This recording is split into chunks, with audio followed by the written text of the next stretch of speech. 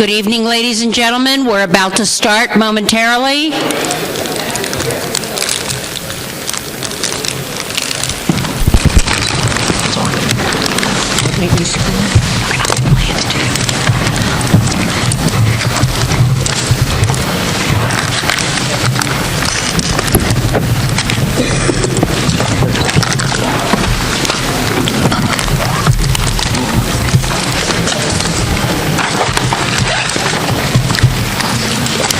Good evening, ladies and gentlemen, and welcome to the Baltimore County Planning Board hearing on the 2024 CZMP rezoning request within the 4th District. My name is Nancy Hafford. I'm Chair of the Planning Board, and the other board members will now announce themselves, beginning from my far left. Kathy Wolfson, District 4 appointee. Todd Warren, District 1 appointee.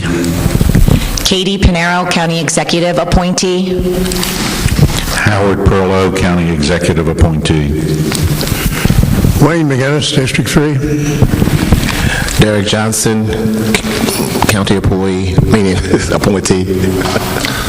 Scott Holupka, County Executive appointee. Shafiq Hinton, County Executive appointee. Stephen Heinel, County Executive appointee. Mark Heckman, District 2 appointee. Bev German, District 5 appointee.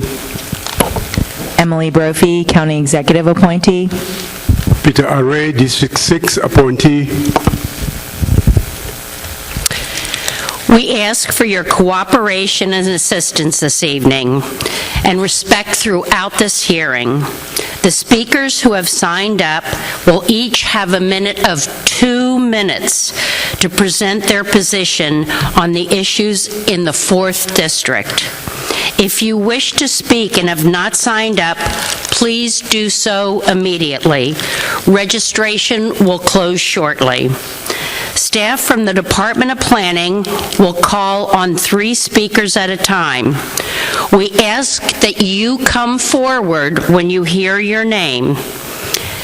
Take a seat by the podium and get ready for your presentation. Please begin by clearly stating your name.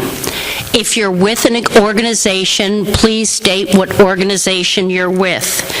And the most important thing you have to do, too, is please mention the issue number right away that you're speaking on, and if you're opposed or if you support. Please refrain from comments, positive or negative in any kind, or displays when others are speaking. If you feel the same way as a speaker and you want to stand up, you are welcome to do so. The Planning Board will utilize a virtual electronic timer for speakers to help them utilize their 2 minutes efficiently and ensure we have enough time that all interested parties have a time to address the Planning Board. Everyone registered will give an opportunity to speak. However, the Planning Board reserves the right to further limit repetitive comments and presentations in lieu of or in addition to your written testimony. Written comments may be presented to the planning staff and will be distributed to the Planning Board following the hearing. So if you're not able to finish your comments, you can give it to the planning staff and they will make sure we all get a copy of it. Following the completion of our 7 hearings in February, the Planning Board will review the issues and relevant information and make our recommendation to the County Council.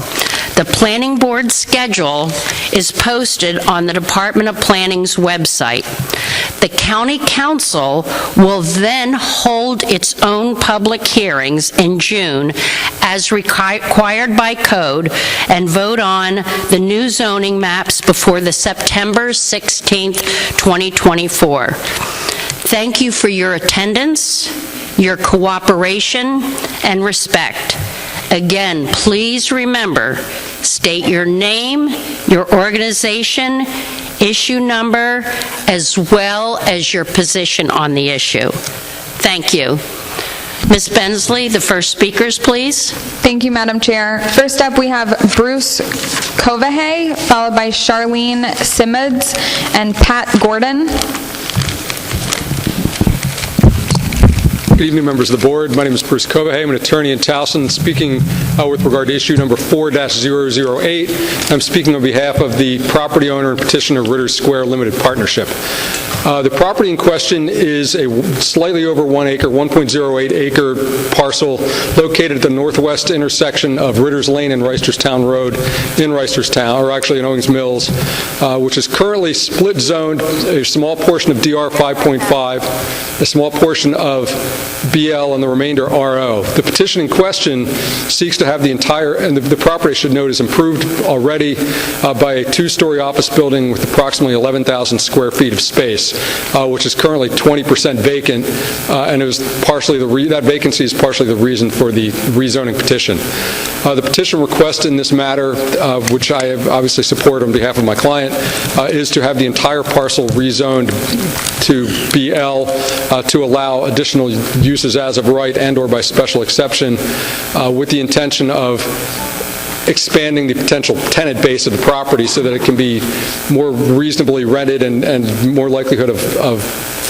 100% rental as opposed to vacancies which currently exist, because the RO usage certainly limits the available tenancies to office, medical, things of that sort, and doesn't allow any sort of retail or anything of that nature which would be reasonable at this intersection. The proposed use is consistent with the community. The property is on a commercial stretch of Reisterstown Road, largely surrounded by other BL properties. Just to the south of Ritter's Lane is Owings Mills Elementary School. Just to the south of that is a number of BL properties, including a gas station, I believe a liquor store, gift shop, things of that sort, all consistent with the use that's proposed in this matter. And the property is served by a traffic light, and its entrance is off of Ritter's Square or Ritter's Lane, so there should be no appreciable increase in traffic or impact in traffic if the request is allowed. Thank you, sir. Thank you. Charlene Simmons, followed by Pat Gordon and Logan Timmerhoff.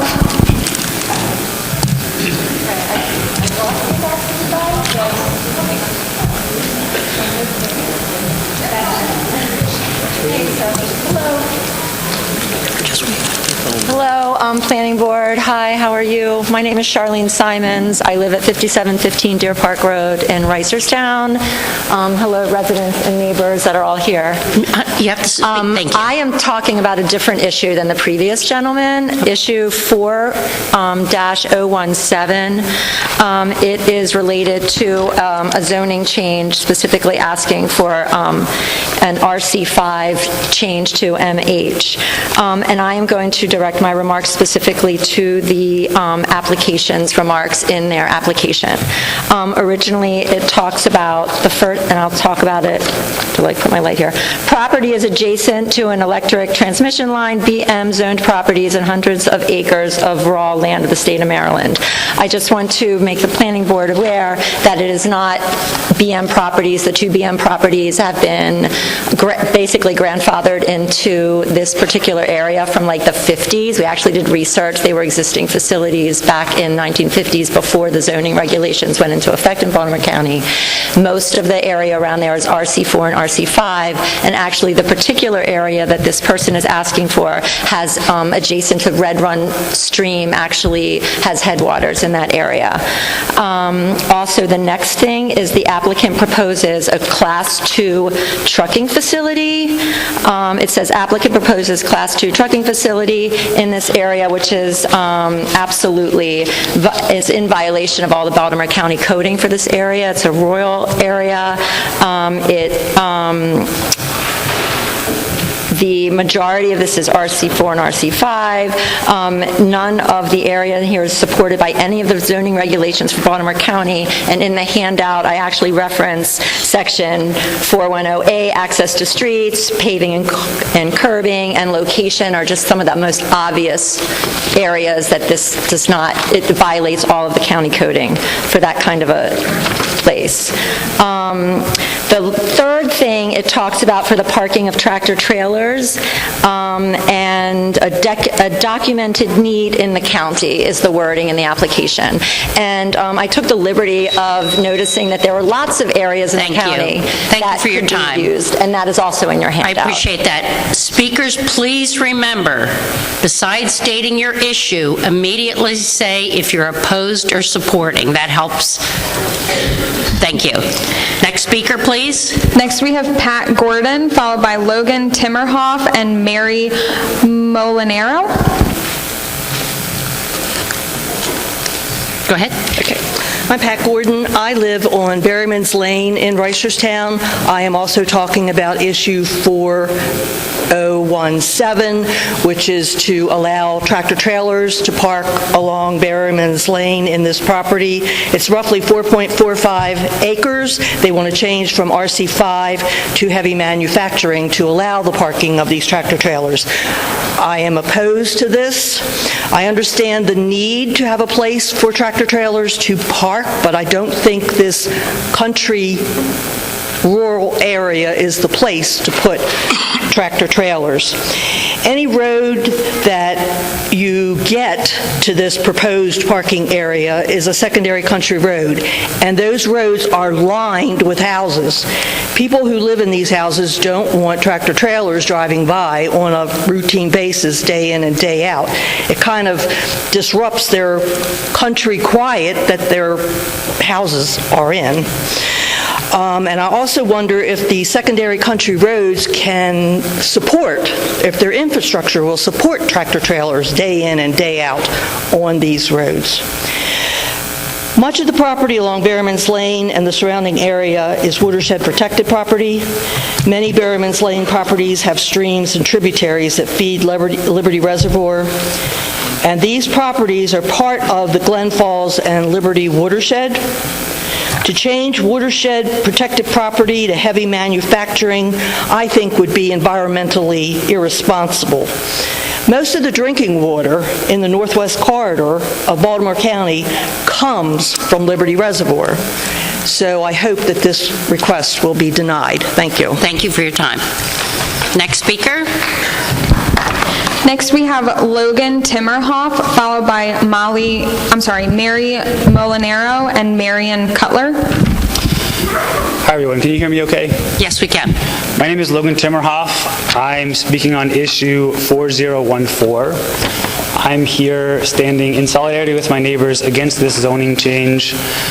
I want to talk a little bit about a new opportunity for a middle ground for this parcel and a little bit about community need. The new opportunity comes from an August change from the U.S. Treasury's ARPA spending guidelines. They changed spending guidelines that broadens the scope of eligibility for ARPA funds to include Title I projects as defined by Community Development Block Grant rules. This allows for acquisition of certain real property for a public purpose, disposition of certain property, acquisition, construction, reconstruction, rehabilitation, or installation of public facilities and improvements, clearance, and remediation activities.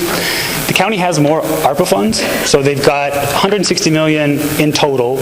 Of that, $98 million hasn't been spent. Of the $98 million, $2 is unallocated, but I think, as you know, some of the $98 million can be reallocated. Let's talk about community need. We need a place to sort of meet and develop stronger community ties. Each year we host in our barn, Santa in the Barn, for our neighbors. Last year we got about 65 kids, many of whom we didn't know and would really like to get to know. They're homeschool kids, they're public school kids. We would like more opportunities to meet the parents. We're also kind of a walking community, if you can believe it. There's no sidewalks, of course. People walk on the roads. It seems very unsafe given the windy roads and the size of the vehicles around. So I propose that the county uses some of these unspent ARPA funds under revised rules to buy the property and give the Mirables fair compensation for their land, change the structure to build a safe park where the community can meet and exercise with. Thank you. Next speaker.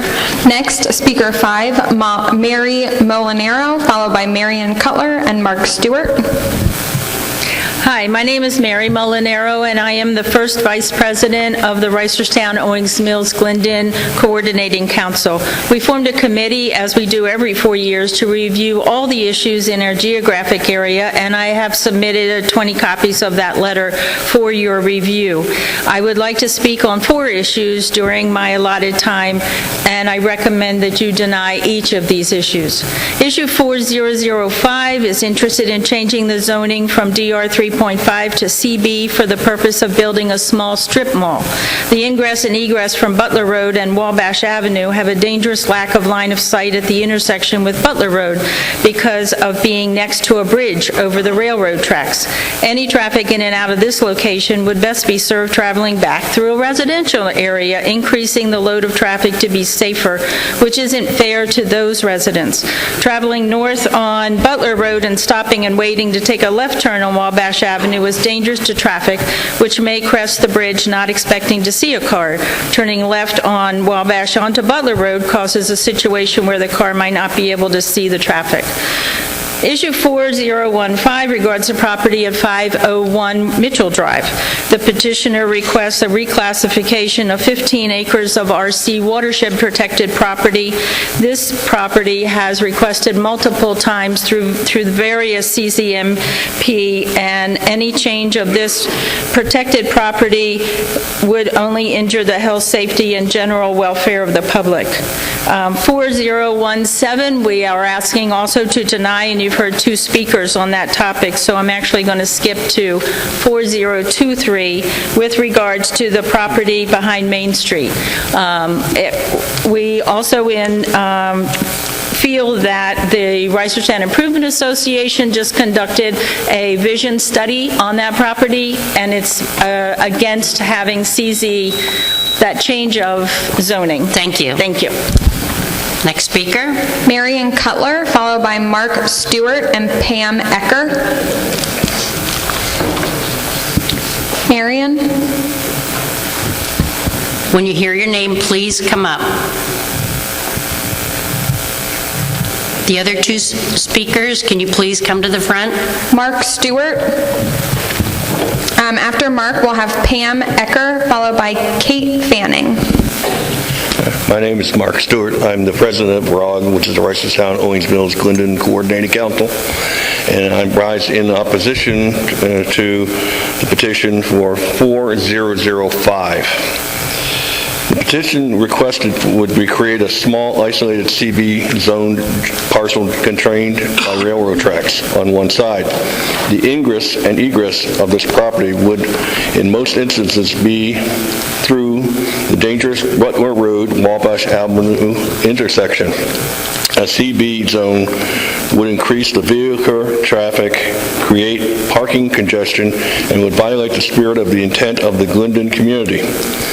The requested zoning reclassification from residential DR 3.5 to CB would be in some cases duplicate of the services available across the railroad tracks in the commercial Glendon and reduce the values of the historic residences west of the railroad tracks. The rezoning of the Wabash property would decrease the safety, general welfare, and quality of life of nearby residents. I've come out of this road a number of times, and that one also in Central Avenue, which is sort of parallel.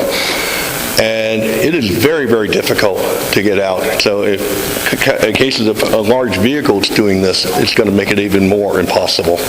Thank you for your time, sir. Next speaker. Pam Ecker, followed by Kate Fanning and Gail Blum. Do I get his time? I'm Pam Ecker, president of the Boring Community Association, and we are opposed to 4-014. Here we are again, justifying why ML zoning would be toxic to our small town of Boring that is 99% residential. As we presented in 2020, ML will still be a threat to traffic and safety issues due to narrow roads, poor access, and railroad crossings. ML will still allow noise, pollution, and unnatural lighting, and will still jeopardize neighborhood wells and drinking water with toxic runoff also affecting adjacent streams. Property values will still be at risk. Nothing has changed. There is still the conundrum of Baltimore County that ranks top 10 in the nation for land preservation, could even consider ML zoning deep in the center of a town surrounded by preservation property. It would be hypocritical of the county to allow this contradiction by promoting property owners to entrust their land, giving up development rights in perpetuity, and then allowing ML zoning in the inner city of Boring. It is mind-blowing. The Planning Board staff of 2020 recommended no zoning change, but it was later decided the purchasers deserved relief to allow a change of use. Relief for the very purchasers who willingly bought the property with the knowledge they needed ML zoning for their intended use. This was before the county zoning change was even decided. I'm assuming they felt ML zoning was imminent. Why would anyone risk $750,000 hoping for a zoning change? Boring fought back, but the curveball at the end, granting BLCR zoning, we were unsuccessful securing covenants, protective covenants. Since 2020, the property has been listed for sale up to $2 million, almost 3 times the original sale price. The BL zoning change in 2020 was not effective. The owners have made little or no effort to use the developed property under BLCR.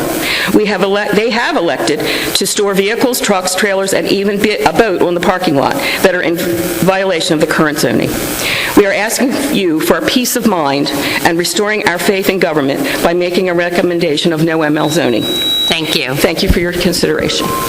Kate Fanning, followed by Gail Blum and Gretchen Sisk. Hi, I'm Kate Fanning. I'm speaking on issue 4014. I live in the town of Boring. I teach history, and so I'm going to bore you with a little bit of history, pun intended.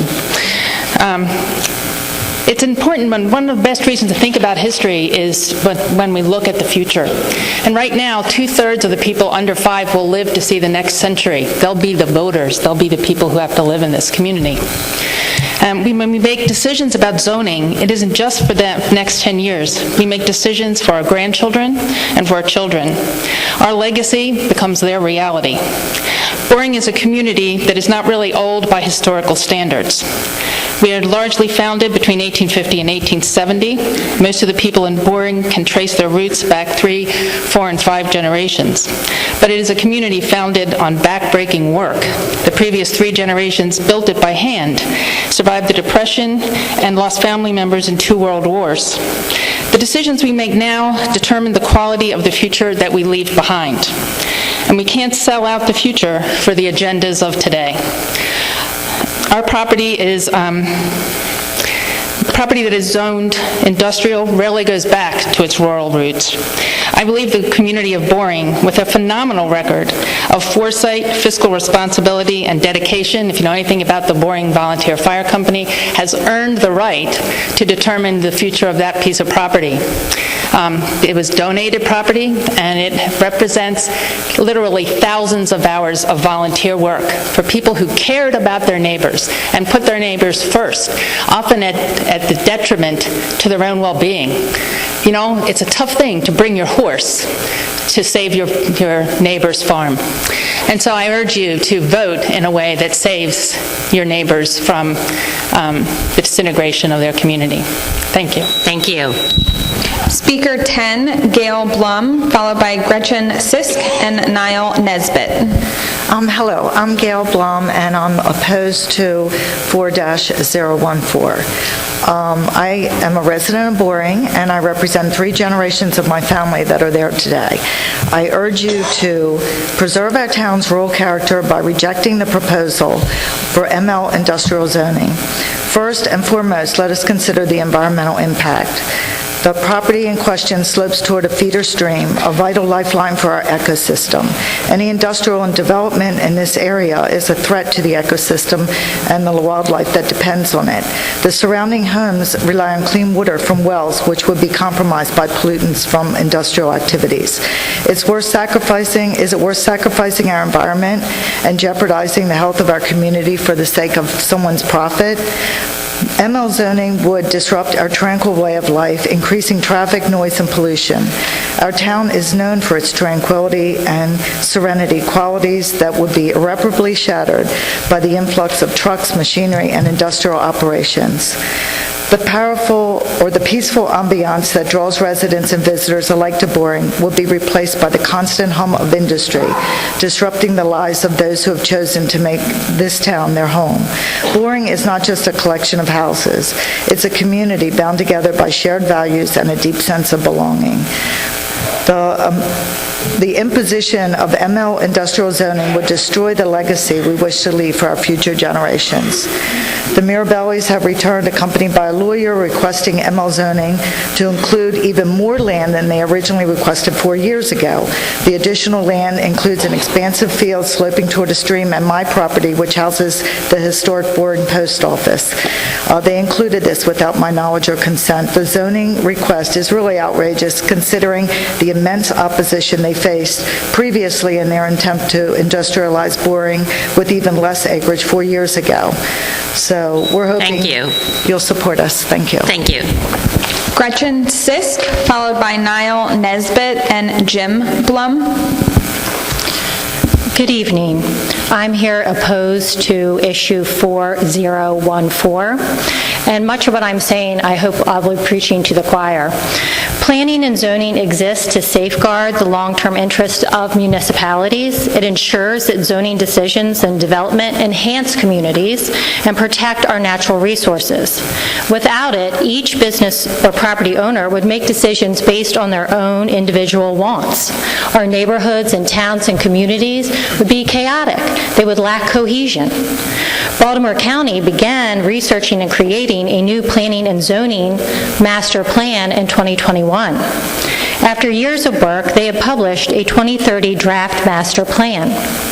The plan is based on the urban-rural demarcation line, also known within the county as URDL. This line designates areas of the county into urban, suburban, and rural, and it was established in 1967 by the Planning Board. The community of Boring is firmly located in the rural zone. In fact, on the new plan, Boring, and this piece of property in question, is within the agricultural priority preservation and resource preservation area. Changing the zoning to ML would be in direct contradiction to the county's recently developed plan. Changing the zoning to ML would endanger our residents.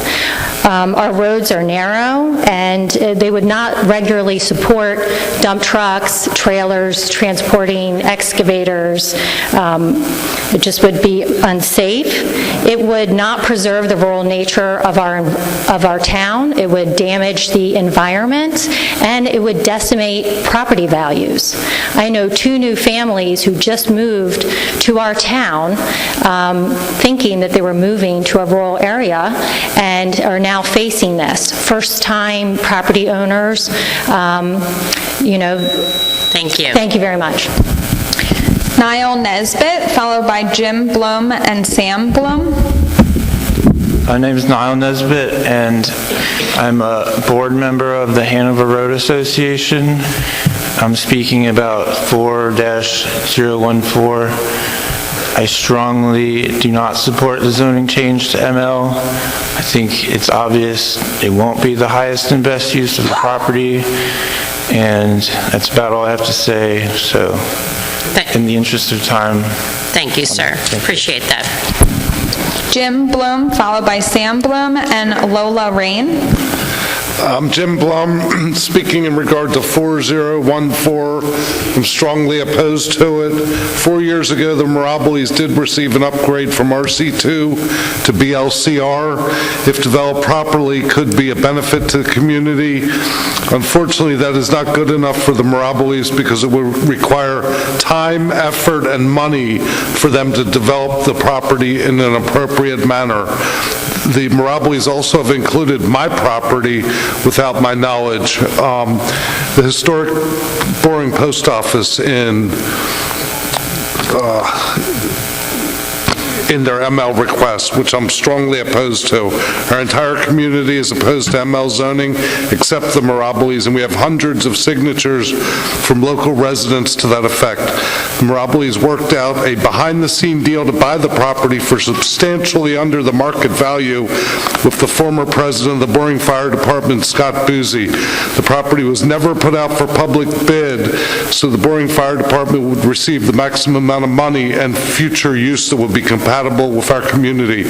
And after that sale took place, the newly created Upper Cove Fire Department received a grant for millions of dollars from the taxpayers of Baltimore County. Santo and Debbie Mirabile are trying to force industrial zoning on a large parcel of land in the middle of our small rural town.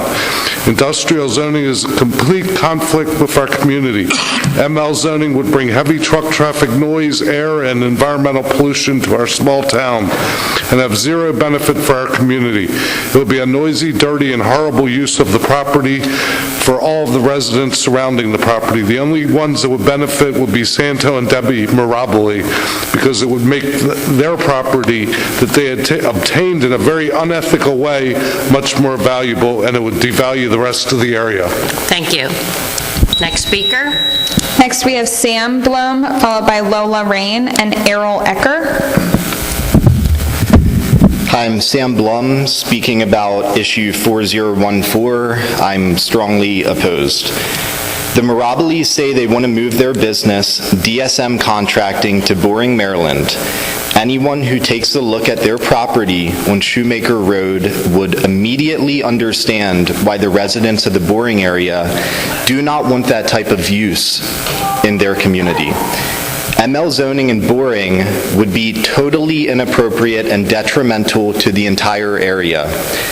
To rezone this to ML would solely benefit the Mirabeles at the expense of everyone else. It would create eyesores, safety concerns, noise pollution, and all sorts of other pollution, and who knows what else. No one knows what else, actually, because we haven't even seen plans. We don't know why they are requesting more acreage for ML zoning than in the previous cycle. We don't know why they are including the historic Boring post office in the request for ML zoning, when they don't own it and the owners don't want the rezoning. We don't know if they just plan to flip the property, as they recently stopped advertising it for sale on LoopNet. The entire area is opposed to ML zoning. A vote was taken a few weeks ago by the HRA. The entire membership overwhelmingly voted against a rezoning. A petition is already signed by hundreds of neighbors. Boring is a peaceful, small town. People walk their dogs and ride bicycles up and down the narrow roads. This property in particular is very special because it used to host many community events. Please say no to ML. Thank you. Thank you. Next, we have Speaker 15, Lola Rain, followed by Errol Ecker and Donna Young.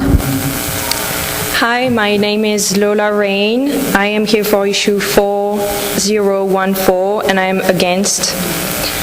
I come from France, and I recently moved to the United States to live in Boring, Maryland, and I would like to express my concern about the request of rezoning the Boring Fire Hall. In my opinion, the company owning this property disrespects the community of Boring because they don't seem concerned about the visual negative impact of parking big equipment and vehicles. We also don't exactly know what type of material they plan to store there. In addition, there is only one road through Boring. These heavy vehicles are going to accelerate the degradation of the only way through Boring because it is the only road they can use to access the property. It is narrow, damaged, and the railroad crossing is in very bad condition. The last thing I would like to mention is based on what the company described to us. I am concerned about the air quality from having this big truck driving in Boring and the potential chemicals and hazards that may pollute the local environment and in particular the water we are drinking. Boring is a small town in the countryside. We are living here to avoid pollution issues like you can find in the cities. I hope this issue is as clear for you as it is for us. Thank you for listening. Thank you. Next, we have Errol Ecker, followed by Donna Young and Angie Richardson. Errol Ecker on 4-014 opposed. I am a Boring Community Association member and a board member of the Hannah Road Association. Thank you for being here with us tonight, and I wholeheartedly agree with all of my family, friends, and neighbors on opposing this ML. As a different perspective, let me say that as being a retired supervisor of building inspection and code enforcement in Baltimore County for 32 years, I investigated hundreds of zoning violations and zoning map proposals for the councilman Brian McIntyre, Joe Bartenfelder, and the President County Executive's father. With all these cases under my belt, I never witnessed a request that's this egregiously inappropriate. Thank you. Thank you, sir. Donna Young, followed by Angie Richardson and Frederick Vinson. Hi, I'm Donna Young. I'm speaking on issue 4014. I'm opposed to ML. I live on my family farm in Boring, and our family farm has been in the area in Boring for 8 generations. The property is in the Royal Legacy Preservation, and a lot of the farms in the area are also in farm preservation. As you drive into the town of Boring, you'll see farms on both sides of any of the roads that lead into Boring. It is a place for farm owners and for it to stay as farms. All of the farm owners chose to preserve the land to keep it as a rural area and not to develop it or bring a manufacturing plant to it, the area. My father, who is 92, knew his Uncle Andrew, who also bought the land and purchased it and donated it to the fire hall for keeping it in the community and a place for the community. It is not a town for manufacturing. Thank you. Thank you. Next, we have Angie Richardson, followed by Frederick Vincent and Carrie Garrett.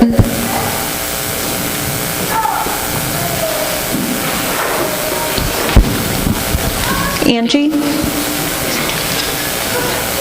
Speakers, please come down when you hear your names to the front. The next three, Taylor.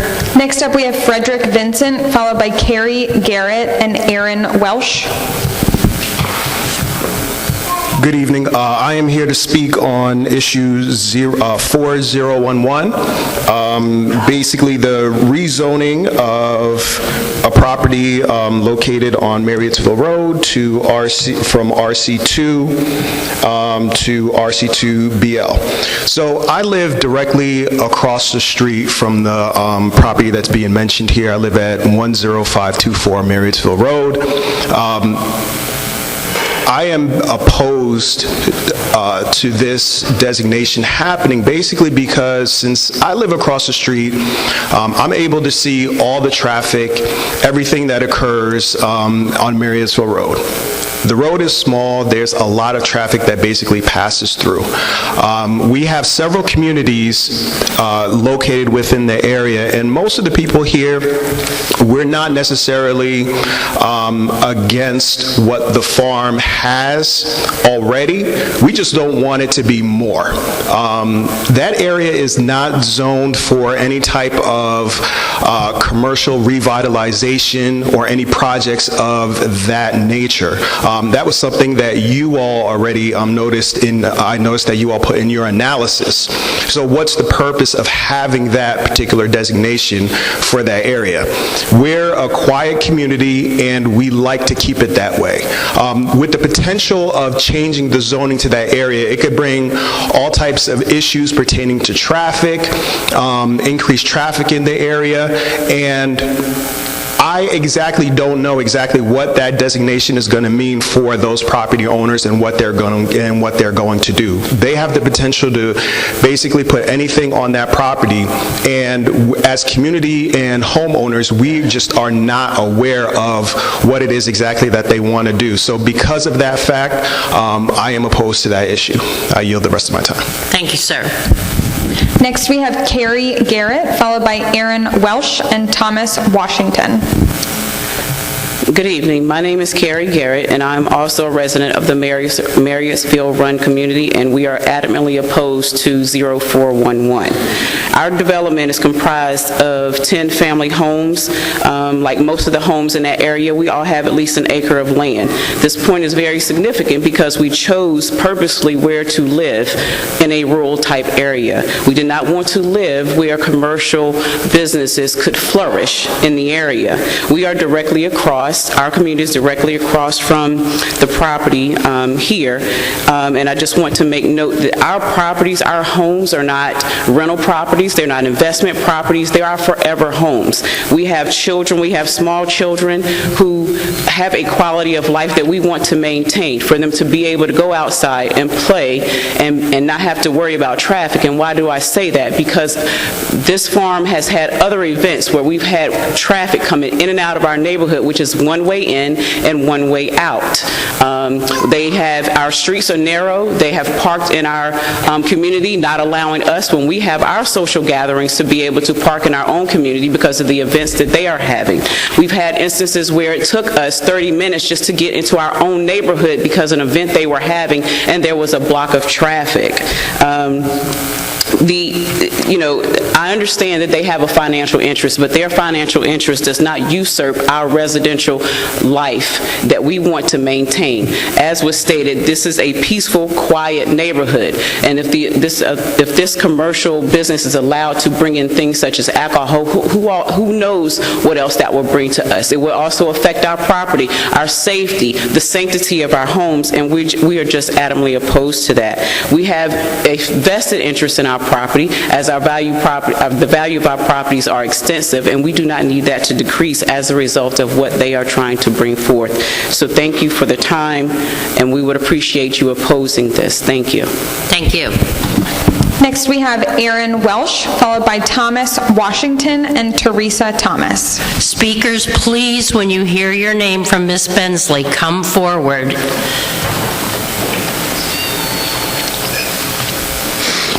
I'm speaking on issue 4-011. I'm expressing my strong opposition to the proposed rezoning request of Braglio's Farm located at Hernwood and Marriottsville Road in Randallstown.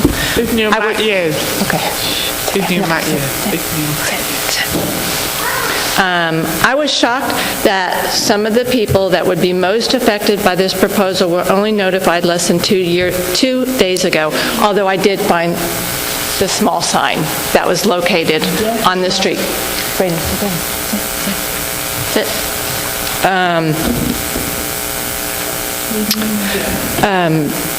I want to start by saying that I love Braglio's Farm. My 18-year-old son with autism and I walk over to the farm almost every weekend to feed the cows, goats, and now donkeys. Linda, who works in the store, engages with my son, and we buy cookies and treats frequently. I do have to say I have strong concerns about introducing this commercial activities in this rural area. Marriottsville Road is a 2-lane road with cars frequently going at an increased rate of speed, well over the speed limit. It is already extremely dangerous pulling out of our street, Kimberly and Court, onto Marriottsville Road due to the limited sight range around the corner in front of Braglio's Farm. During Braglio's weekend events, cars are constantly turning down our street to turn around to locate the entrance to the farm. The proposed development is simply too large for our area. The increase in traffic would put a strain on our already overburdened 2-lane roadway, leading to increased traffic. The noise level of the events travel at the end of our street into the night. This type of farm is simply not in keeping with the character of our neighborhood. It would drastically alter the aesthetics of our area. In conclusion, I strongly urge you to reconsider this rezoning request. While I recognize the upzoning of this property would benefit Braglio's Farm growth and potential, I believe this project is simply not right for our current roadway or neighborhood. Thank you. Appreciate that. Next up, we have Thomas Washington, followed by Teresa Thomas and Shaquan Silver? Shaquan Silver. Thomas? What No, number Thomas? speaker is that, Ms. Bensley? Thomas is speaker 22. Okay, we'll move on. Our next speaker, Teresa Thomas. After Teresa, we'll have Shakeen and Leo Downey. Good afternoon. I'm one of the residents at Kimberly Ann Court, and we strongly oppose 4-011. We're concerned that it would increase traffic into our community. We have young kids, we have pets that walks around. We are definitely afraid that our community is going to change. Please hear us today. Please consider what we're saying. Please do not approve 4-011. Thank you, ma'am. Next speaker. Next, we have Shakeen Silver, followed by Leo Downey and Travis Williams. Good evening. My name is Shaquan Silver. I live off of Marysville Road, and I am going to speak to 4-011 today, and I strongly oppose this application. I'm going to read so I make sure I cover everything. This application is to request for upzoning of this land from rural to business local. Upzoning a portion of the Braglio Farm to commercial use could set a precedent, potentially altering the dynamics and character of our community. I echo what my neighbors have shared. The proposal to upzone this land from rural to business local is not just a change in zoning regulations, it's a fundamental shift in the character of our community. Our rural landscape with its serene beauty and close-knit community is the very essence of what makes this place special. It's where families have put down roots for generations, where children roam freely in wild open spaces, and where the tranquility of nature offers solace from the chaos of the world. But with this proposed upzoning, we risk losing all of that. We risk inviting in the noise, the traffic, and the pollution that come in hand with commercial development. We risk turning our peaceful haven into just another faceless strip of businesses devoid of soul and character. Furthermore, the consequences of such a decision extend far beyond mere aesthetics. Our infrastructure, already strained, would buckle under the weight of increased demand. Our schools in the area, the road in the area, all would be pushed to their limits, unable to cope with the influx of people and activity that commercial development would bring. But perhaps most importantly, we risk losing something intangible yet invaluable, our sense of community. The bonds that hold us together, forged through years of shared history and shared struggles, would be strained to breaking point as interests diverge and priorities shift. So I implore you, members of the Zoning Committee, to consider not just the short-term gains that commercial development might bring, but the long-term costs that we and future generations will have to bear. Let us preserve what makes this place special, what makes it worth fighting for. Let us say no to upzoning and yes to protecting the precious fabric of our community.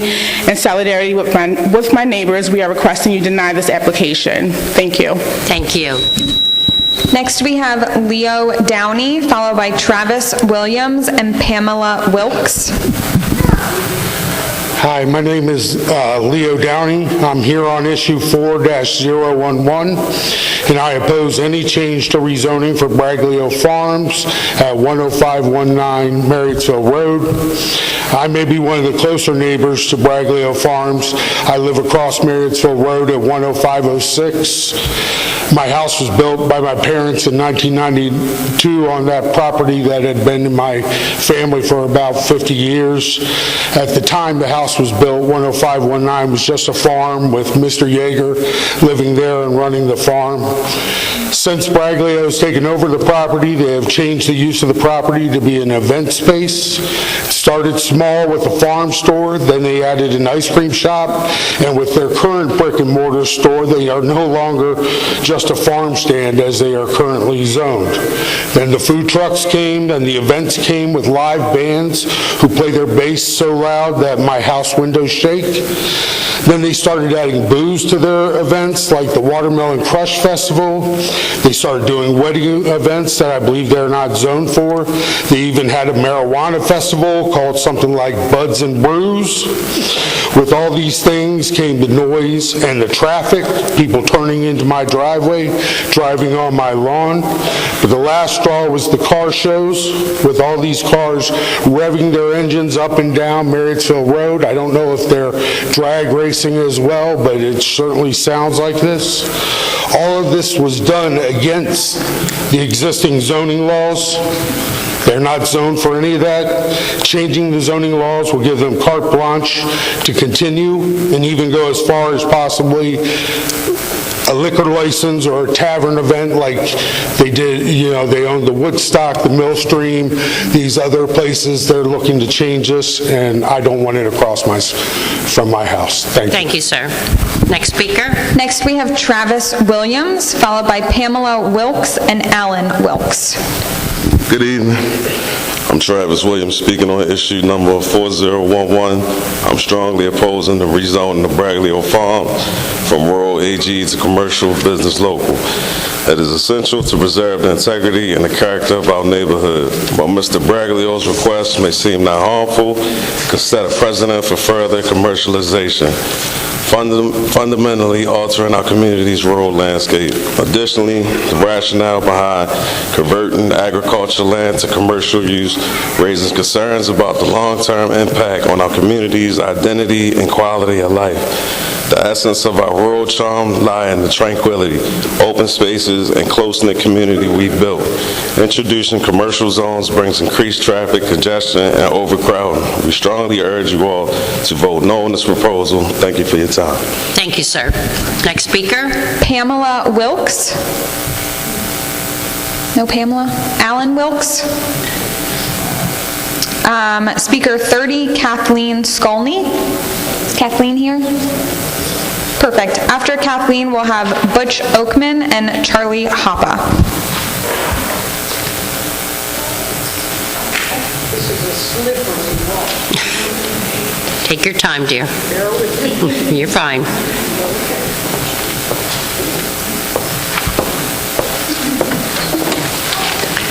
We're addressing issue 4-011. I'm Kathleen Skolny, current president of the Greater Patapsco Community Association. GPCA represents 12,000 acres of RC-zoned area, including the property at issue. By membership vote, GPCA strongly opposes 4-011 as being without any of the required justification. We direct the board's attention to RC zoning regulations stating two clear reasons.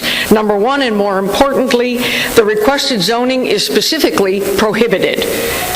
Section 1A003A1A says no petition to classify or reclassify an RC zone or portion thereof to other than RC zone may be accepted unless the property is to be serviced by public sewer and water within 2 years of the date of the petition. It is not. The second reason is Section 1A01.28 states that the current RC zoning allows by right or by special exception all of the direct agricultural uses that may be cited as justification for BL zoning. There are no direct agricultural uses noted by petitioner that require BL zoning, nor does it identify any of the uses agriculturally related. Instead, it contemplates big business. GPCA always supports genuine farming activities and legitimate RC businesses, including actual Braglio farming. Serenity Ridge Natural Burial Cemetery on Ridge Road in our community is a significant example of how community and RC zone businesses can work together. Issue 411 is not any of these, and planning staff agrees with us. Thank you. We have submitted a written statement. Thank you very much. Next, we have Butch Oakman, followed by Charlie Hoppe and Wahid Sheikh. Hello, I'm Butch Oakman. I'm Vice President of the Greater Patapsco Community Association, also known as GPCA. We are against upzoning for 4001 from RC2 to BL. I am going to state what was stated on the form that was filled out and the reasons, and I will be starting with the property that already exists there and is in business. And as other people have stated here, what that business is and what they are doing. It's up to the county to figure out what is right, what is wrong. I think so too. The business already has a sign that is erected. They put on the form that they want to upzone for a sign. So if you look at the paperwork that was submitted to everyone in the county, it will you have pictures of that sign. I also want to go on record with also being on there is they stated 3 restaurants. These 3 restaurants do not need the farm. They are operating very well without any farm, whether they sell whatever they sell off the farm, whether it's beef, milk, whatever it is. Okay? So they are self-sustaining. They don't need a farm. And the business, all those businesses are self-sufficient. So with that being said, I do want to thank everyone here in the community that has come here to voice their opinion of the opposition to this situation. And I want to thank everybody up there on the stage the same, and thank you for your time. Sir, before you step away, you mentioned 4001, but the issue they were talking about was 4011. That's correct. I just want to make sure, be clear. That's correct. Thank you for stating that. Thank you. Have a good evening. Next, we have Charlie Hapa, followed by Wahid Sheikh and Amy Grassi. Hello, my name is Charlie Hapa. I'm president of Ricetown Improvement Association, and I'm here to comment on issue 4-023, and we oppose this issue. RIA has been in existence for over 10 years in the Maryland Main Street for at least 3 now. We work with other community organizations such as ROG, and we appreciate them working with us on this same issue and allowing us to share their comments. We have completed our neighborhood design guidelines for our Main Street, are working in partnership with the county to make a positive impact in Reisterstown. Therefore, we have a vested interest in this issue. And as I said before, we do not believe this issue should go forward. Some of the concerns are protecting the houses on the Maryland Historic Trust located on the property, impacts on surrounding neighbors, traffic, and wetlands in the area. And some of the commercial property adjacent to this area is not appealing or historic, and allowing this property to head in the same direction would not be a positive thing for the community. So thank you for allowing me to take the time tonight, and appreciate you being here. Thank you, sir. Next speaker. Next up, we have Wahid Sheikh and followed by Amy Grassi and Gary Leibowitz. Good evening. My name is Wahid Sheikh, and I'm speaking in support of issue 4-003. The property is located at 10209 Liberty Road and contains approximately 1.2 acres. The property is mostly in the RC5 zone with a small portion in the BL zone. We're requesting to rezone the entire property to the BL zone. The property is located in an area of Liberty Road with a mix of commercial and residential zoning, with both the BL zone and the RC5 zone immediately adjacent to the property. The property is currently improved with a small single-family dwelling used as a church. We desire to revitalize the property by raising the existing building and replacing it with a small commercial building. The proposed redevelopment of the property represents an opportunity to align the property's use with the evolving needs and dynamics of the area. The shift from a church facility to a commercial space reflects thoughtful response to the changing commercial demands of the neighborhood. We're committed to redeveloping this property in a manner that is sensitive to the adjacent and nearby residential uses through site layout, screening, and low-intensity development. The transition from a single-family dwelling to a small commercial building is a strategic move in terms of land use optimization. It ensures that the property is utilized in an appropriate manner in harmony with the adjacent commercial and residential uses, and contributes to the efficient and sustainable development of the community. The proposed commercial development will provide convenient access to goods and services while generating economic opportunity for local entrepreneurs. I urge the Planning Board to consider the positive impact of this rezoning proposal. The transition from a church facility to a small commercial building reflects a forward-thinking approach to community development, aligning with the changing needs of the area. I respectfully request your support for this rezoning proposal. Thank you for your time and your consideration. Thank you, sir. Next speaker. Next, we have Amy Grossi, followed by Gary Leibowitz and Patricia Fallon. Good evening, board members. I'm Amy Grossi. I work at Smith Gilday and Schmidt, and I am here speaking about issue 417. And I'm here really just to provide a clarification on what the request is. We've heard testimony that the request is to change the zoning of the subject property to NH. And while the initial petition was filed with that intention, subsequent to that petition being filed, the property owner reconsidered their business needs. They currently own and operate Rockdale Towing at 5629 Deer Park Road. Their intention at this point is not to do the tractor-trailer parking at all, but to relocate their Rockdale Towing business operations from a property that they lease to the property that they have purchased on the adjacent parcel. That change will create a significantly safer traffic situation on Deer Park Road with a vastly improved ingress and egress, and it will also provide additional screening from adjacent properties, from their trucks, from noise and lights.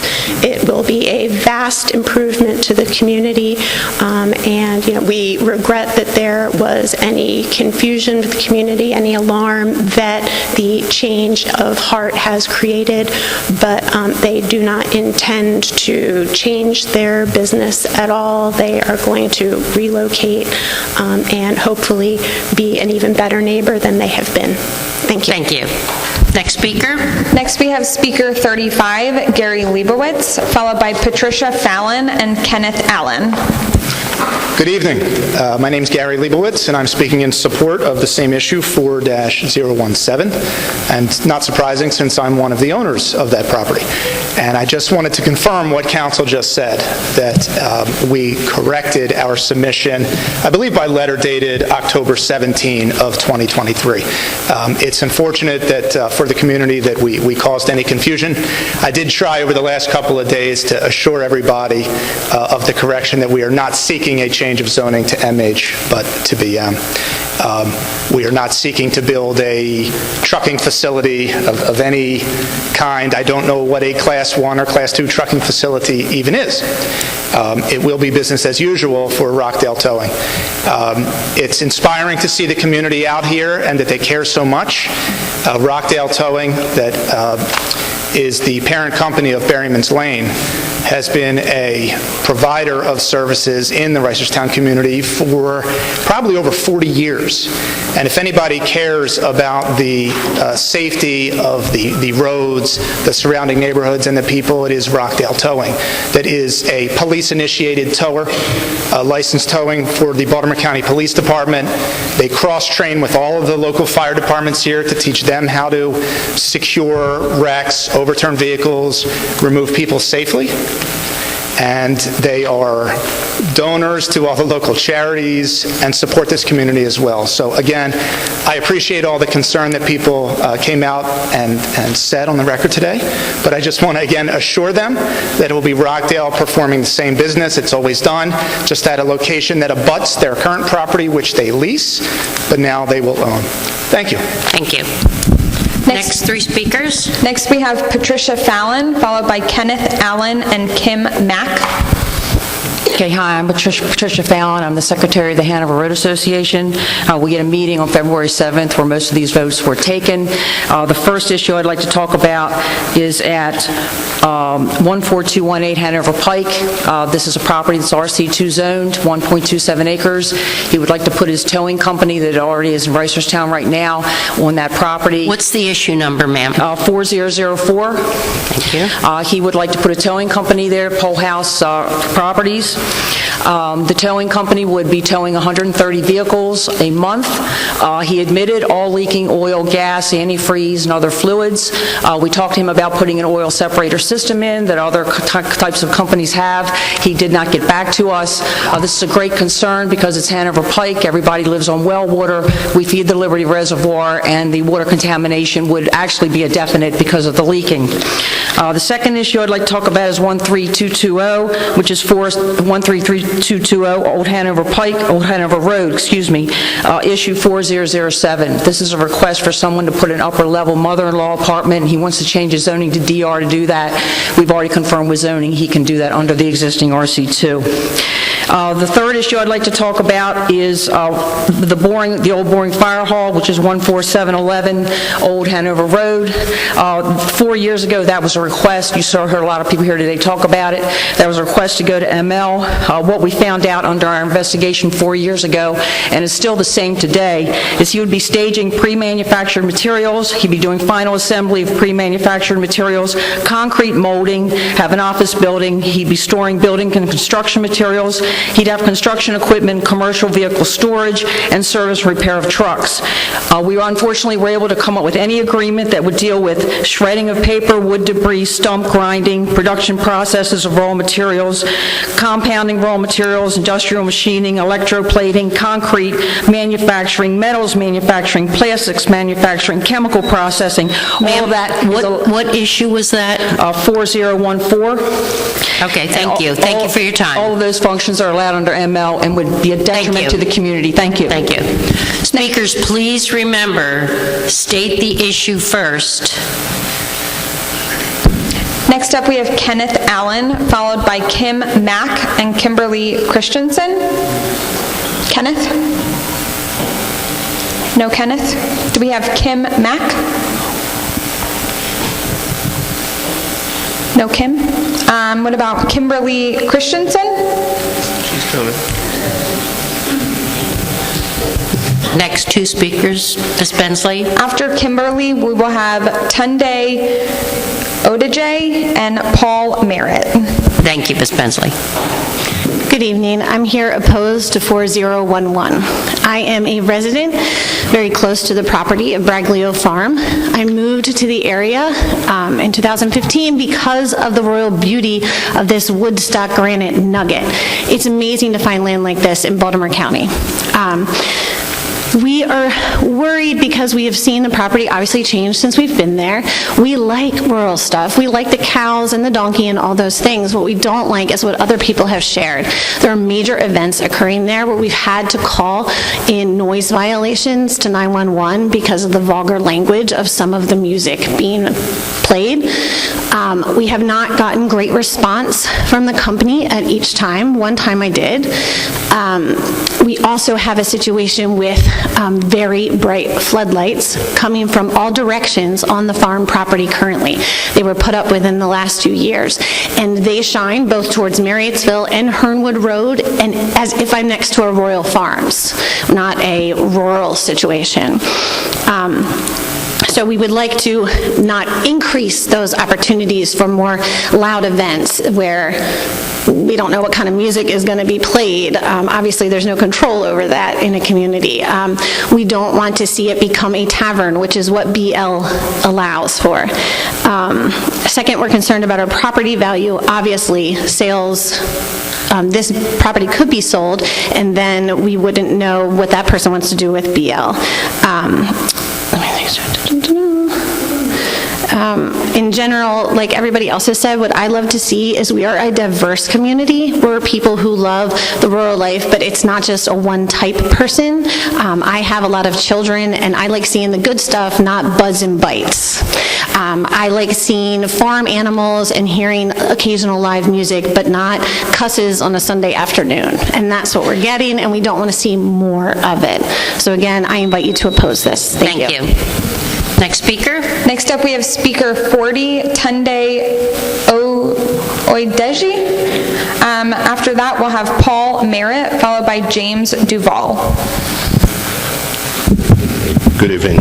Speaking about issue 4011, Just want to say from everything that we've read and just talking to others in the community, we're opposing this because a lot of us in the community we moved here primarily for the opportunity to raise our kids in a quiet, peaceful area. The rezoning to BL and just in discussion with others, it flips the entire neighborhood upside down. Already as it is right now, when there are events, we have loud music being played, like the lady just left. There's drag racing that occurs on the streets in front of the corner of Marriottsville and Hernwood. There's a lot of drag racing that goes on as a result of these events that go on. So the rezoning is just going to make that worse. It's just going to amplify, whether it's the number of people, whether it's the type of events that happen. It makes it exponentially worse, and it kind of prevents us from being able to, raise our kids in a quiet, rural community, like she said, which is the whole intent, which is the whole point of moving to this neighborhood that we are.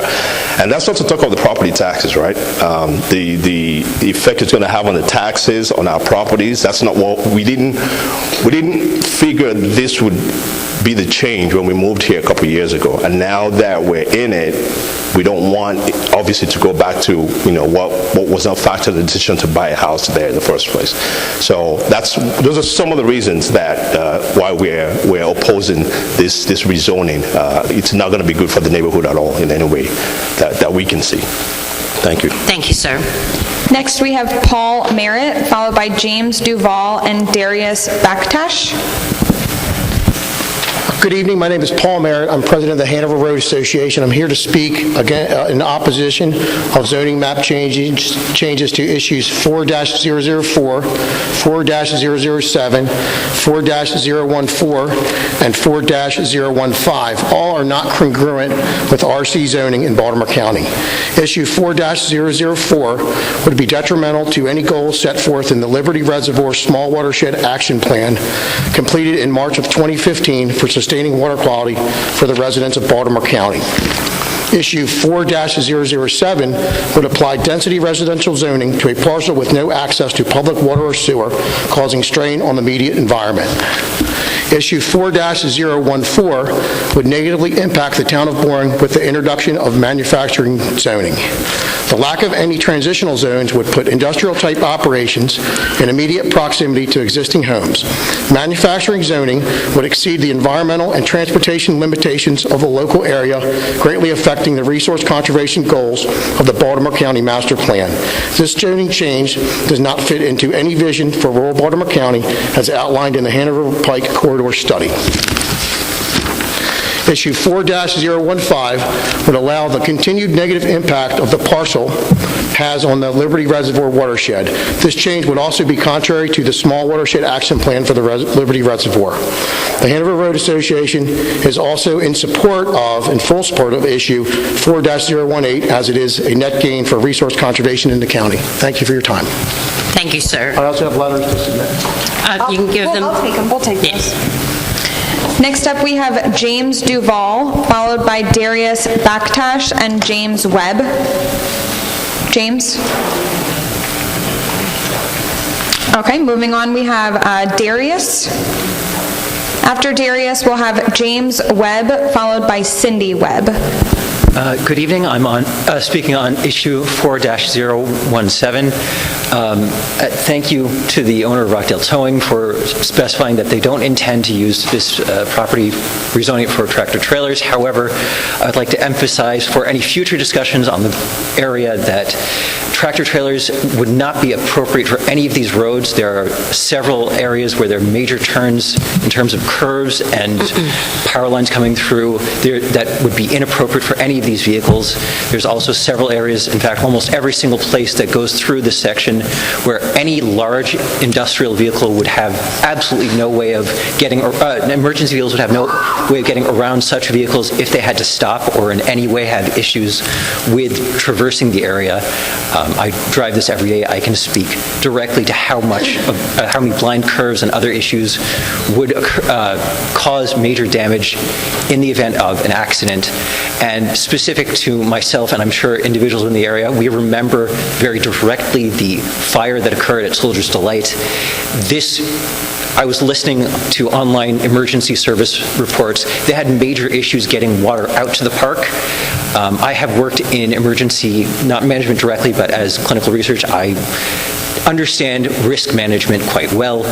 You don't think these sorts of things will matter, but on average, in an emergency, they matter more than anything. Half an hour to get water out to these areas, these rural areas, and especially to a parkland with a lot of areas of fire hazards would be incredibly dangerous. So for any future discussions on heavy manufacturing in the area, I would highly recommend that the board refuse to honor these things. I do believe that Rockdale Towing should be able to rezone appropriate to their actual intended use. However, I don't believe MH makes any sense whatsoever. Thank you. Thank you. Next up, we have James Webb, followed by Cindy Webb and Bob Morgan. James Webb, issue 4-019. I am in support of this. I've owned this property for near 40 years, since 1986. It is real close to commercial businesses, and it has changed to a lot of residential offices, which is what I'd like to do. The area is perfect for residential offices, and it's also benefiting the people that are for residents, because there's actually less people in residential offices than, per se, a family. It benefits the neighborhood. There's a lot of elderly, and it's close by. There's a bus there, and they can get to the stores. And we're also revitalizing that area. We put some beautiful street lights in, sidewalks. There's all around me already changed to this residential office. My adjoining neighbor I also have 3 letters of support from my adjoining neighbors. I believe Liberty Road is getting better and better as far as diversity, and I hope that you will see that this is not a problem and change me to a commercial residential office. And I think it benefits the neighborhood. Thank you very much. Thank you, sir. We have the copies here. Next up, we have Cindy Webb, followed by Bob Morgan and Deborah Miabro. I'm Cindy Webb, and I'm supporting the rezoning issue 4019. Sorry, excuse me, 8313 Liberty Road, which is intersected by St. James. As my husband stated, we've owned it since '86. We've done rental. One of those key factors in ours is we have a large parking area behind our house. So that is where parking would be if we did get the RO. And that supports being able to park off of the main street of Liberty Road. We are a half a block from commercial. As he stated, most of our residents have gone to RO already. Some changed right before COVID. I do want to say that we do have the 3 letters, 20 copies each, and that since COVID, it's changed our thoughts on rental. So this helps us to have more options of going with residential or office if we do decide to keep it or sell it. Thank you. And that's all. You can give your letters to the ladies over there. Next 3 speakers, Ms. Bensley. Next up, we have speaker 46, Bob Morgan, followed by Deborah Mirable and Walter Polhouse. Sir. Good evening. My name is Bob Morgan. I rise in opposition to 4-017. The opposition doesn't alter by Mr. Leibowitz and other council's indication that they were going to change it from heavy manufacturing to the existing zoning for Rockdale Towing. It's currently zoned RC5.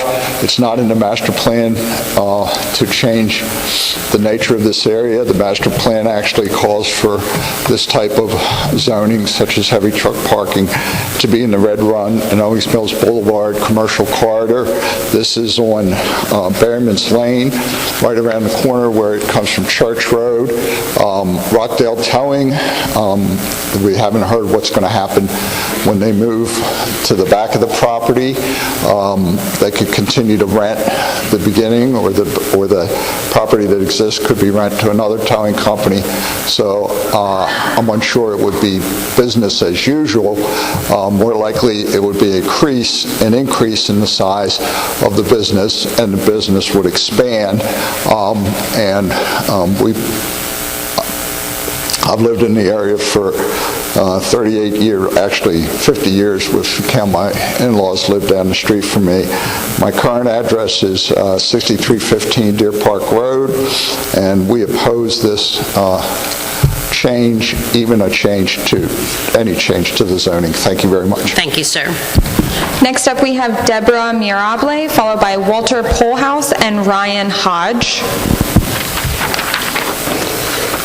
Hello, my name is Deborah Mirable, and I'm speaking in support of issue 4-014, the former Boring Fire Hall. My husband Santo and I bought this property a few years ago with the intention of moving our small family business there. We're local to the area and live on a nearby farm we've owned for 15 years. Over the years, we were active on the board of the local community association, where my husband also served for a time as president. We have a small certified woman-owned commercial construction company that we started 20 years ago. We plan to use the property for our office and internal maintenance garage and store some equipment, vehicles, and materials there. Based on county code, ML zoning is needed from the moment we would bring any one of the pieces of equipment to the property for storage. The property used to be the Boring Fire Hall and hosted many events during its tenure. It has large commercial buildings with multiple oversized garage doors. We bought the property during the last CZMP.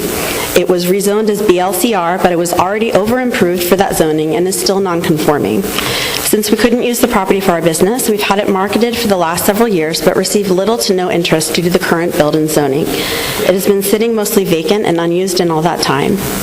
This is one of several previous fire halls in the county that have been sold and are over-improved for the zoning they're in, that struggle to find suitable new uses that support their industrial improvements and high operating costs in a way that's also compatible within the communities where they're located.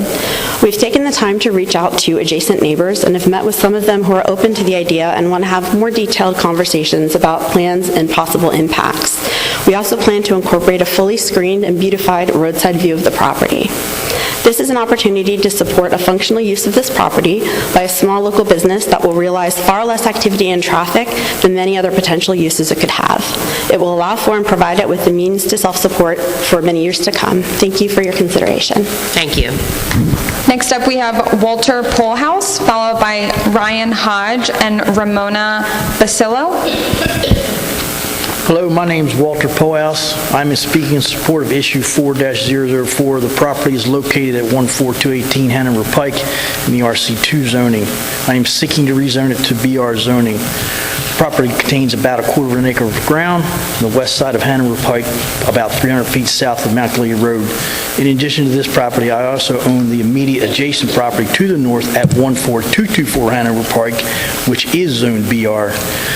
I'm a Baltimore County Police Intent Tower, and in 2023, the State Highway Administration installed a left turn lane in the northbound direction of Hanover Pike prior to Mount Gilead Road directly in front of my property at 14224. And in doing so, the state took land for road widening along the entire frontage of my property at 14224. So I must move, doing this, it makes it, the results, the customers can no longer park in front of the building at the 14224, so I must move the customer parking to the rear of the building. This means I can no longer have my tow lot behind the building. So accordingly, we need to move the tow lot to the 14218, and this is why we are requesting to rezone the 14218 to BR, so I may relocate the tow lot to that property. This property has already been pre-screened with mature green giant arborvitaes, and the tow lot will obviously meet all county zoning as per needed for police intent tow license. Thank you. Thank you, sir. Next up, we have Ryan Hodge, followed by Ramona Basilio and Tony Braglio. Hi, my name is Ryan Hodge. I'm here speaking on issue 4004, opposing it. We are new to the area. We just built two new homes directly behind the lot. We actually bought the homes from Mr. Bullhouse with the anticipation and the expectation the property would be residential and stay that way. We have concerns about the rezoning and would like to oppose the request. The property is currently being used by Skips Towing, parking inoperative vehicles on the lot. If the zone changes were to come, we fear it will turn into a junkyard parking lot for the garage. This will affect not only our property value, but enjoyment of our home and the surrounding area. In addition, we fear that it will create undesirable lot for Hanover Road community and even more traffic and safety issues. Some of the safety issues and concerns that we have, one of them being the line of sight out of our driveway. Changing the zoning would make it even harder to see cars coming out over the hill on the left at over 40 miles an hour. This could result in several accidents pulling out of our own driveway and cause us harms as well to our families, kids, and loved ones. Additional safety concern is the increase in cars coming in and out at all hours of the night, more so than it already does. Not knowing who could possibly be on our property, especially late at night, is very unnerving, not to mention the noises that will come with it. We have small kids, pets, and love that we can go onto the yard in quiet and peaceful area and play without any worries. Having the zoning change would not allow us to do that. Thank you for your consideration and our concern and the opposition of this request. Thank you, sir. Next up, we have Ramona Basilio, speaker 50, followed by Tony Braglio and Mary Beth Dimer. Good evening, members of the Planning Board and fellow neighbors and residents. My name is Ramona Basilio. I rise in opposition to 4011 and 4017. I represent a group, an informal group called Friends of Deer Park Schools Community. I oppose this particular rezoning for similar reasons. Most of our students, a lot of our students are from Hernwood Elementary School. Coming down Marriottsville Road is already literally a death trap for many students. The increase in construction and traffic, etc., could present initial, even more problems for students navigating the two lanes there. Likewise, in the Deer Park community, many of our children participate in recreational activities, football, etc., and that could present an additional threat or hazard with the increased volume and traffic. So having said that, again, I voice my opposition for many of the reasons that have been mentioned here, and also because of the children's safety. While I have the mic, it's not on the agenda, it probably hasn't been and won't be, but I see before me that's the ghost of Jim Rouse. I live in the Deer Park community, Newtown in particular, the same area where this school is built. There have been rapid development, rapid growth, and rapid support.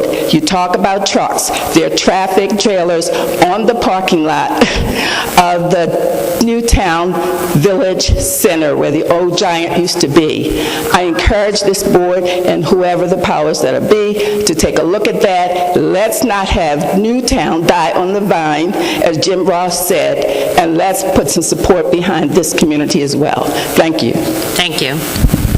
Next up, we have Tony Braglio, followed by Mary Beth Dimer and Terry Toms. Hello, my name is Tony Braglio, and I'm speaking in support of issue number 4-011 on behalf of Braglio Farms. My brother Roman and I are fourth-generation Baltimore County farmers, along with our father Scott Braglio, who is a third-generation farmer. We own and operate 16 farms in western Baltimore County and currently farm over 420 acres. Our family also has its roots in the community in the Granite Presbyterian and the Patapsco Valley area since the early 1920s. My great-grandfather worked in the local quarries and mined the granite that helped build the Washington monuments and other several things in the D.C. area. We are livestock farmers, raising beef cattle and pigs. We also produce hay, grain, seasonal vegetables, and produce. We do own and operate 3 restaurants, one in Baltimore, one in Carroll, and one in Howard counties, which are operated as farm-to-table establishments serving locally grown foods. We also have a food truck that can be seen at festivals, agricultural events, and on our central farm on Marriottsville Road. We have zoning approval for our farmers market operation at the Marriottsville Farm. We host farm festivals, family events for our Randallstown community, and engage in charitable work through our Braglio Foundation. All these festivals and events do have prior county approval before we host them. Our CZMP request is to rezone a small portion of our 66-acre Marriottsville farm as BL. We basically drew a 3-acre rectangle around the farmhouse where my brother lives, our farm market store, our barn, pavilion, parking lots, and driveways to allow us to sell and market products that we raise and grow on our many farms. Allowing us to sell retail directly to our customers allows our farm operation to be more profitable as opposed to having to sell our products on the wholesale market. This will allow our family to continue to operate and preserve these family farms in the community in western Baltimore County, and one day pass our farms on to the 5th generation. Thank you. Next up, we have Mary Beth Dimer, followed by Terry Toms and Lowell Seal. Good evening. I'm Mary Beth Deemer. I'm with the GPCA, and I am in opposition, as the GPCA is, to issue 04011. I just want to put some emphasis on some of the points that were brought up. I don't want to repeat. The petitioner's request to upzone to BL an agricultural area has never been a precedent, has never been allowed. There is one farm in North County, Friendly Farms, which is true agricultural. Contiguously to it is all agricultural. That farm was grandfathered in as a BL zoning. There has not been, and there is no precedent for an agricultural RC zoning to become or have BL zoning. The petitioner already operates at least 2 non-agricultural businesses that require but do not have special exceptions on agriculturally zoned property. The petitioner has not respected the current zoning. Let's just put it, there's a precedent on that. Also, the community does not support any commercial use on an RC agricultural designated land. Also, as Tony Braglio just spoke about, many of the farms that he has discussed are not in his family long-term. They have been purchased over the last years. Many of them do not currently operate as farms, and they do hold events that are not sanctioned by the zoning. That's all I have. Thank you. Thank you. Next speaker. Next up, we have Terry Toms, followed by Lowell Seal and L. Jackson. Hello, my name is Terry Toms, and I am here in opposition to 4-014. I moved to the community of Boring in 2015. My husband and I bought our first house, and it had been vacant for 3 years, and we worked very hard putting our blood, sweat, and tears into the house and making it a home and increasing its value. We are afraid that the change to ML for our neighborhood is going to drastically change the values of our homes for all of our neighbors.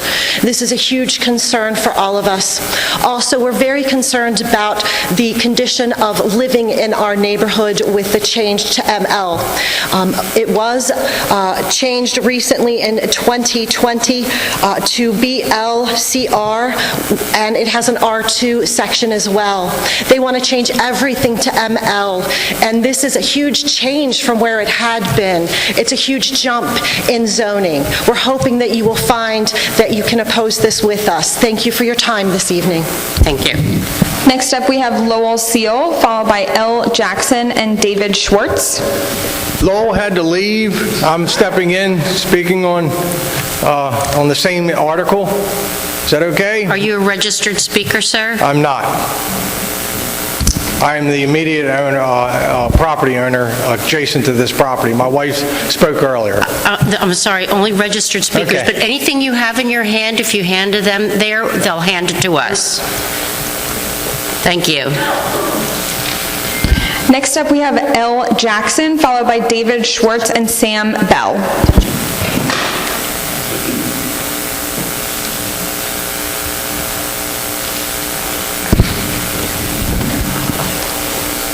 L. Jackson. Next up, we have David Schwartz. After David, we'll have Sam Bell and Marcus Jones. Dave Schwartz here in opposition to 4017. And before I begin, I just want to thank you for being here and for your attention. Before she retired, my wife was the chief planner of City of Gaithersburg, and I could tell you she doesn't miss the night meetings. So anyway, you heard about the very inconsistent zoning to the Soldier Delight area. In fact, even needing a special exemption to heavy manufacturing. The additional truck traffic on narrow, windy roads with the potential of accidents and noise, and the environmental issues. But my focus is their justification to no impact on residential properties. After they cut down the proposed 5 acres of trees, they will see some houses. And those houses are on the outskirts of a neighborhood called the Sunnies. And there's about 100 houses back there, all paying $3,000 to $4,000 a year in property taxes. And so the bottom line is, we don't want to have this inappropriate business in our community's backyard. Thank you, sir. Next up, we have Sam Bell, followed by Marcus Jones and Timothy Stump. Thank you all. My name is Sam Bell, and I live at 3 Campitelli Court, and my neighborhood is adjacent to the property under consideration for the zoning change, and I am against issue 4-017 to rezone the area off of Berryman's Lane. I'm against this for a number of reasons, and the previous comments about it not being used for tractor-trailer traffic, but instead being used for tow truck traffic, doesn't change a thing. Any change from RC, resource conservation, to any other zone other than resource conservation will negatively impact our neighborhood. The route along the path to this proposed location, I live along it, and in fact, every 2 years there is a very, very severe accident on that curve at Church Road. If you all are familiar with that road, the white fence there that's along that road at that curve on Church Road, that's my fence. I've replaced it about 4 times now from people going off the road because of that dangerous road. The worst time happened to have been a flatbed tow truck that came through, cleared out 100 feet of fence, only stopping after it hit a telephone pole, shearing it in half, the telephone pole dropping to the ground, only being held up by the wires from the other 2 telephone poles. This was a flatbed tow truck. Had I known that it was a towing facility, I might have looked to see, was that in fact Rockdale Towing? But given the amount of traffic going through there already, kind of hard to believe it isn't.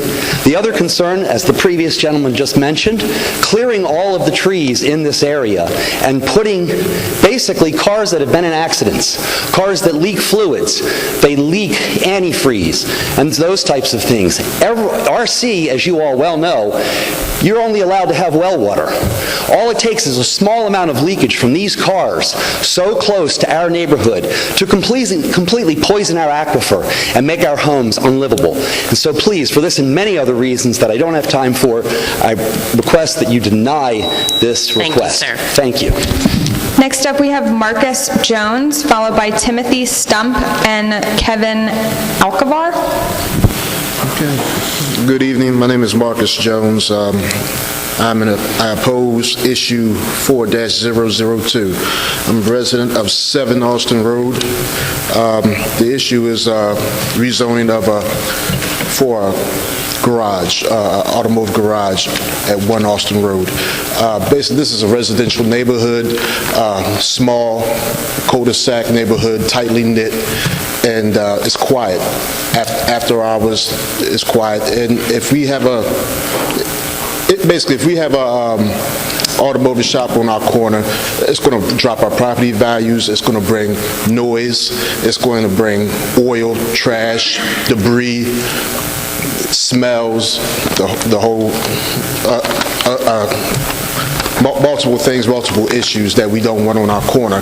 Also, our street is a small, narrow street without lines. It doesn't have a left lane, right lane. It's just one lane into our street, out of our street. And visibility on the corner is an issue as of now.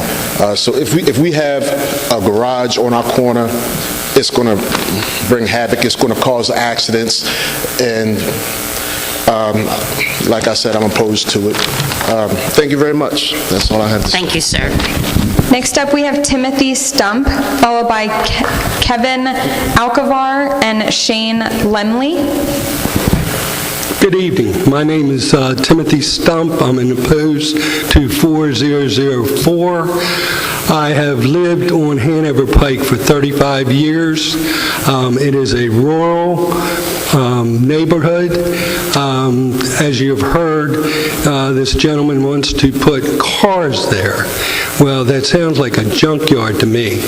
And I'm right across the street. I did not do home improvements and make my house nice and livable to live across the street from a junkyard. We also have environmental impacts. We all live on wells. Like the gentleman just said here earlier, that just takes a little bit of antifreeze to screw up your aquifer. And the other thing is, I don't know if you have ever gone up and down Route 30. It is one dangerous road. I mean, 40 miles an hour, no. How about 60, 65 miles an hour? And for big trucks to be pulling in there late at night, early in the morning, making noise, it's just not going to be very good for us. And we put a lot into our homes. So I plead with you to oppose 4004. Thank you. Thank you, sir.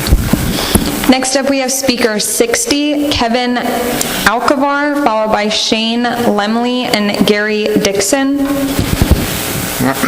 Good evening, board members. My name is Kevin Alcavar, and I'm here to oppose 4002. I am the adjacent property next to the property being considered at 3 Austin Road. As we have heard already, we are a small cul-de-sac, a small tight-knit community, where if we were to impose or put on the construction or the automotive services that they want to put on 1 Austin Road, it would, again, cluster the area. It would impede drive-through the area. We would have cluster. We would have pollution. We would have noise complaints. I am directly attached to that property. I don't want to wake up in the mornings to air compressors, to drills, to people filling up their tires, or to cars honking and being moved around. It is very concerning. Again, we're a small group, and it would not benefit anybody. If you do a quick Google search, you can see how many automotive industries we have in our area. We are oversaturated. We have NCB National Tires, we have AutoZone, Monroe Auto Services, Nick Auto Time, Jose's Auto Repairs, EM Garage, Mr. Tire Goodyear, Caliber Collision, Bighorn Circuit Tailors. I ask you, board members, how much more do we need in our community? Does this really benefit us as a whole? I don't think so. I would kindly ask you guys to oppose this proposition, and that's it. Thank you. Thank you, sir. Next up, we have Shane Lemley, followed by Gary Dixon and William Y. Good evening. Hi, my name is Shane Lemley, and I am here regarding the issue number 4-008. I'm opposing the Ritter Square. My house is the one that you're trying to take part of the property of. I just wanted to say that I'm opposing that. Thank you. Thank you, sir. Next up, we have Gary Dixon, followed by William Y. and Wyatt Almond. My name's Gary Dixon. I oppose the 4-020. It's a shame I didn't have more people here, because I think maybe everybody here within a 5-mile radius that lives here needs to maybe look at this. I've lived on Dogwood Road 60 years. I live at 7214. And from 7100 to this address, we've built another place, which MLR, across the street, which was Woodlawn Country Club, which is, they built, was 65 homes there, townhomes. Dogwood Road's overwhelmed now. The school's already overwhelmed, Dogwood Elementary. I don't want to run my time out. If anybody travels Rolling Road to Windsor Mill to Security Boulevard, we have a GSA building with 3,800 people. Dogwood Road was built in 1882. My family's been there since 1877. So I totally disagree with this. I own all the property around this property, which was worth $1.6 million 3 years ago. I'm sorry, 6 years ago. When they built across the street, which government subsidized homing, which is 25%, my property's gone down to $800,000. This is going to make it worse. I wanted to build one house on one of my lots that had a previous home, and they wouldn't allow me. It's the same right alongside of this property, which it would have taken 16 acres and built. And I think everybody here at this table, if you live within 6 miles of this, it should be a problem. We've had 4 dead bodies, one on Thursday, look it up, that was picked up in the back. It's just bad. We can't move up and down Dogwood Road now. There's accidents at Dogwood and Rolling. The school has an issue with the hill. They're parking in the street, making U-turns in everybody's driveway, and we're going to put another 65 homes, and we have another 130 homes went on Johnny Cake Road. So I think Thank you, everybody sir. that lives here should be really concerned about this. Thank you, sir. Thank you. Next up, we have William Y., followed by Wyatt Almond and Dan Troy.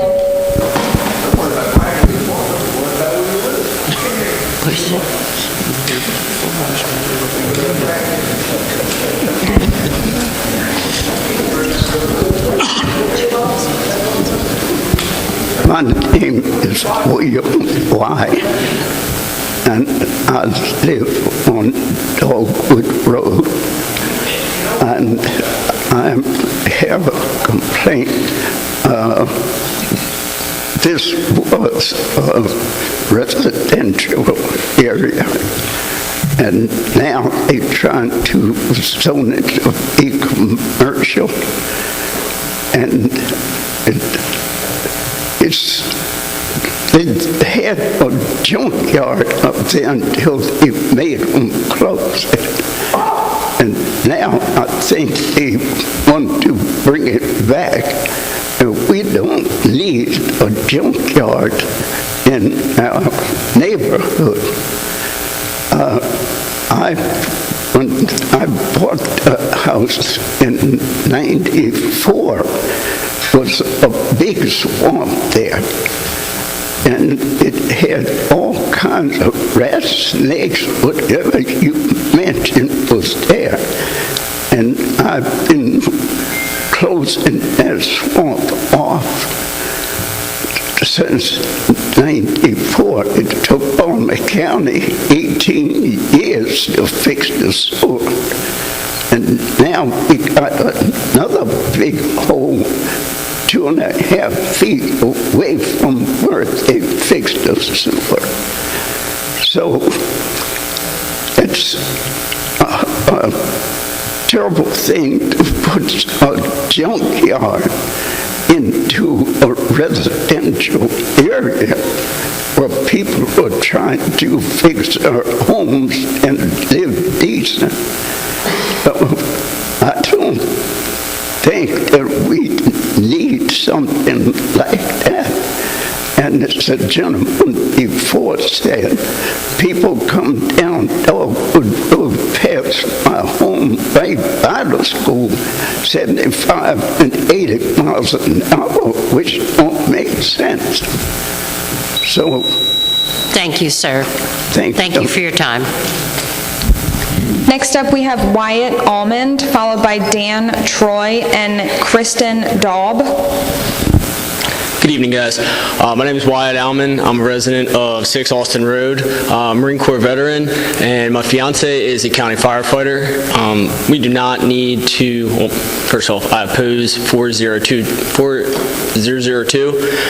We do not need a commercial building on the corner of our road.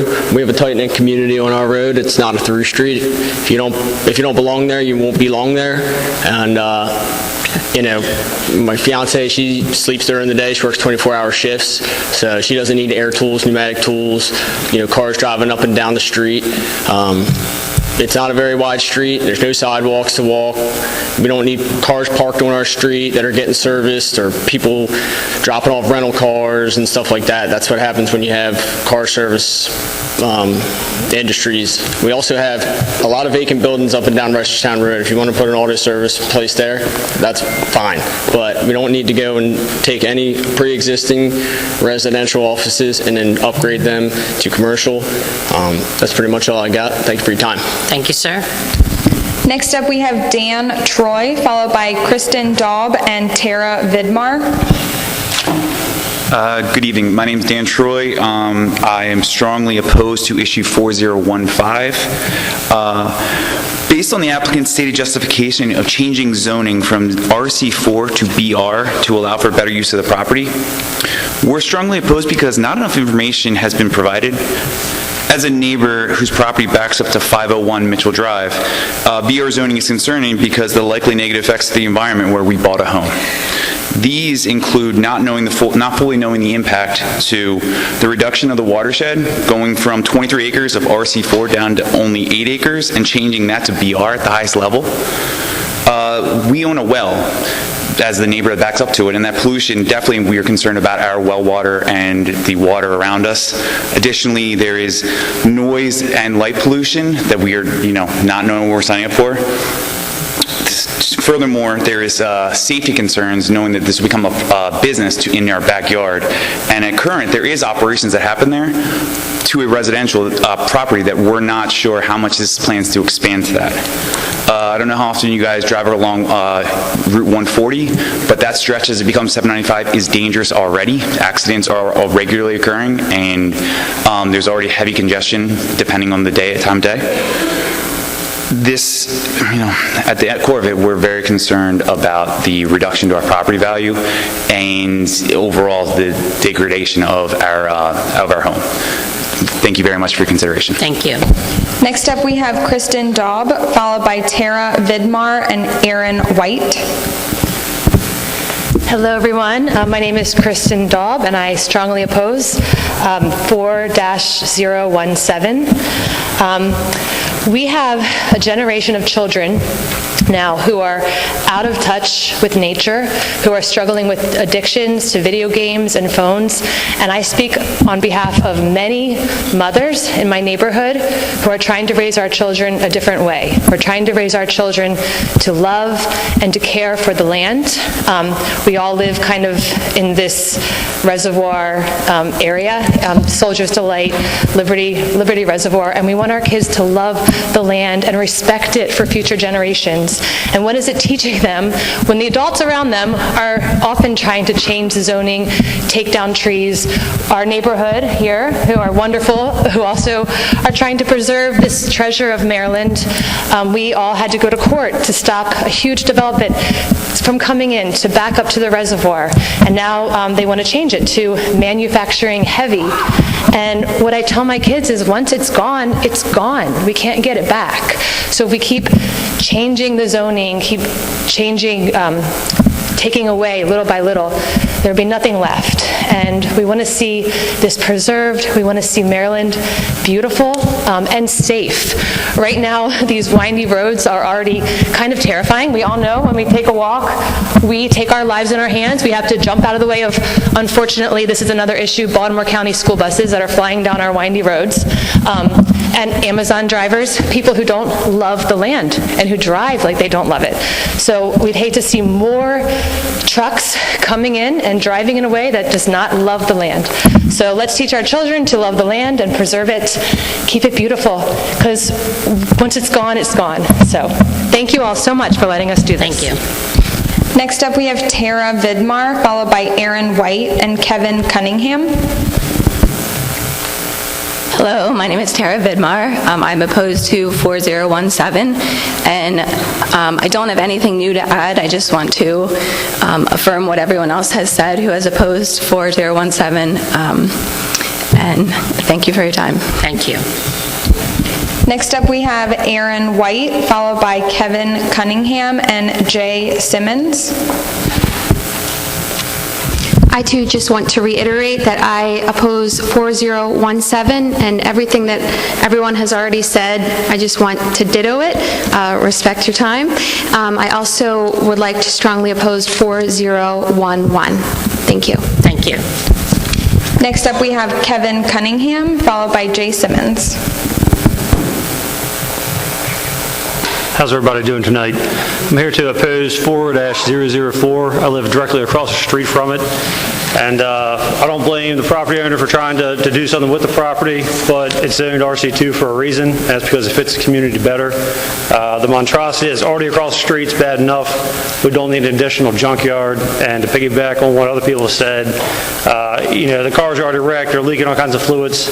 The property sits down in a valley where they're proposing to put the lot. It's even closer to the aquifer. Everything's funneled down. All the other runoffs funnel down there to then pick up any of those pollutants and take them elsewhere. It just doesn't really fit. The property owner stated he kind of put some screening up and things like that. That's true to a small extent. There's a few trees that are planted. It doesn't span the whole length of property that's proposed. Questions, if those trees die, they're going to be replaced. How well they're actually going to hide the stuff, et cetera, et cetera. He stated the state took away some land. That's why I needed to do this. Everything's exactly the same in the front of the property now as it was prior to the state doing any of the work out there. It's all the same. It makes no difference. And then additionally, he stated crime from where the current lot is off 140 being a reason to relocate. Well, I'm sure that some of the officers in the room can attest to that too. There are about 100% more patrols going down 140 where the lot currently is located than there are where he proposes to relocate the lot. So what happens when the crime comes up there?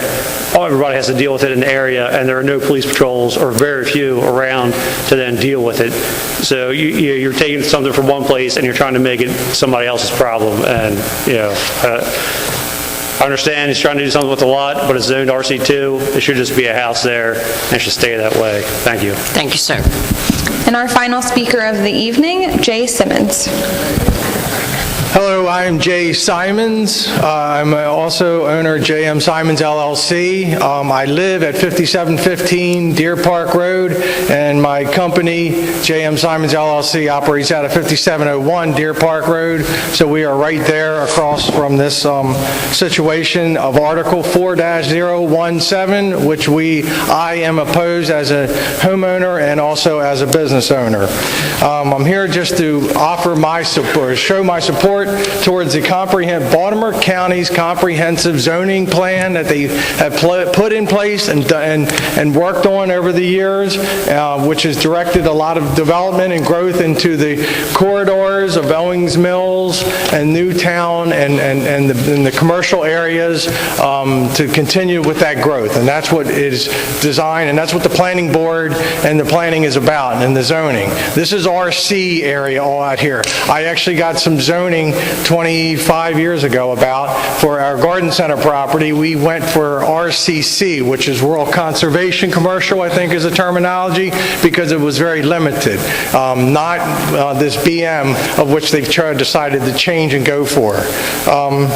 There hasn't been any BM brought into this area. These two areas on both sides have been grandfathered in over the last 35 years. There hasn't been any new BM brought into the area. Rockdale talked about doing the same business that he's been doing and wants to do the same business. Just letting you know, they're not doing the same business they were doing even just 10 years ago. They have totally changed their business model, completely dramatically changed what they're doing presently. And if they're going to move that to their new location, that is not what we're looking for them to do. Their business model where they are presently at is wrong, and that's going to have to change. We don't want to give them a new avenue to do this bad business business model in another location. Thank you. Thank you. We all want to thank you again for your attendance, cooperation, and your respect. We will take your comments and written testimony into consideration. Have a good evening and safe travels home. Thank you.